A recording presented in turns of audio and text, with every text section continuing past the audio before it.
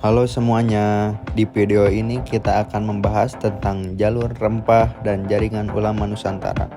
Tahukah kamu bahwa penyeberangan Islam di Indonesia tidak terjadi melalui peperangan, melainkan melalui jalur perdagangan? Nah, melalui video ini kita akan melihat bagaimana perdagangan laut di Asia Tenggara berperan penting dalam menyebarkan Islam dan membentuk jaringan intelektual antar kerajaan. Sejak zaman dahulu, Nusantara dikenal sebagai penghasil rempah-rempah seperti cengkeh, pala, dan lada yang sangat berharga. Hal ini membuat banyak pedagang dari berbagai wilayah seperti Arab, India, dan Tiongkok datang ke Asia Tenggara. Perdagangan ini dilakukan melalui jalur laut yang dikenal sebagai jalur rempah.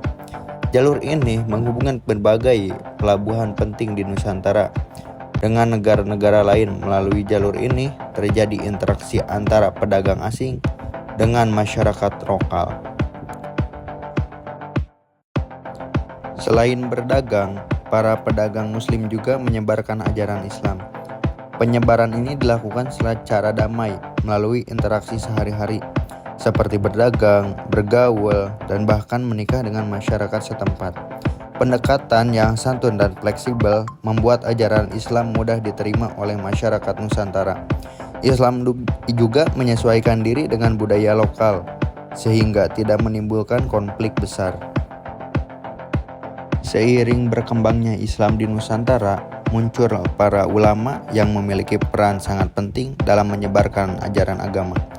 Para ulama ini tidak hanya belajar di daerahnya masing-masing, tetapi juga melakukan perjalanan jauh ke pusat-pusat keilmuan Islam, seperti di Timur Tengah. Setelah menuntut ilmu, mereka kembali ke Nusantara dan mulai mengajarkan ilmu yang mereka dapatkan kepada masyarakat. Dari sinilah terbentuk yang disebut sebagai jaringan ulama Nusantara. Jaringan ini bukan hanya sekedar hubungan antar individu, tetapi juga menjadi sistem penyeberangan ilmu yang terorganisir. Para ulama saling terhubung, bertukar pengetahuan, dan memperkuat ajaran Islam di berbagai wilayah.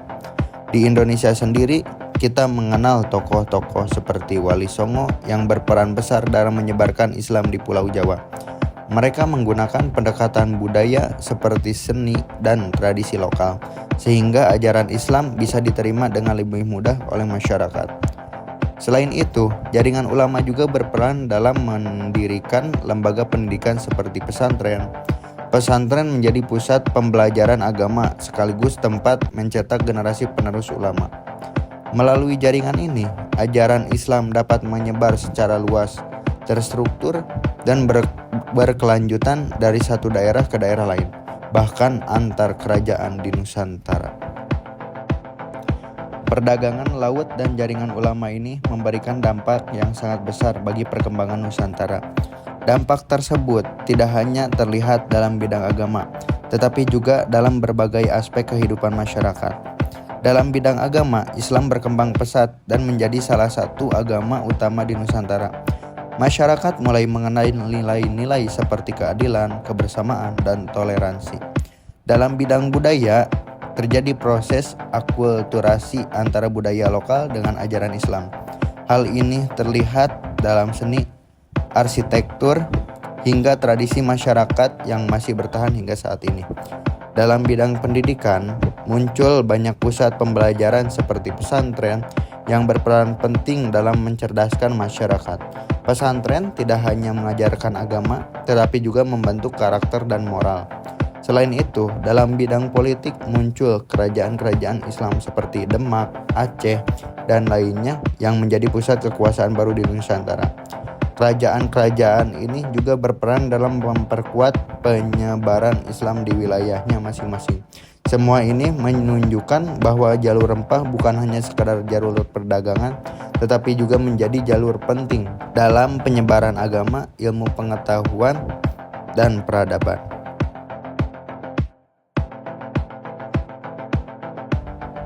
Dari pelajaran tersebut, kita dapat memahami bahwa jalur rempah memiliki peran yang sangat besar dalam sejarah Nusantara.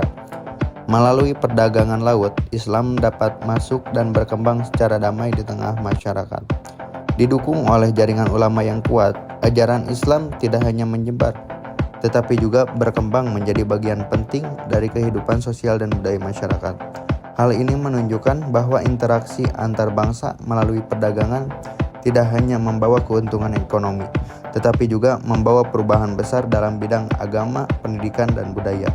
Sebagai generasi sekarang, kita dapat mengambil pelajaran bahwa keberagaman dan keterbukaan terhadap budaya lain dapat menciptakan perkembangan yang positif. Terima kasih yang sudah menonton video ini. Semoga informasi yang disampaikan dapat menambah wawasan kita tentang sejarah penyebaran Islam di Indonesia.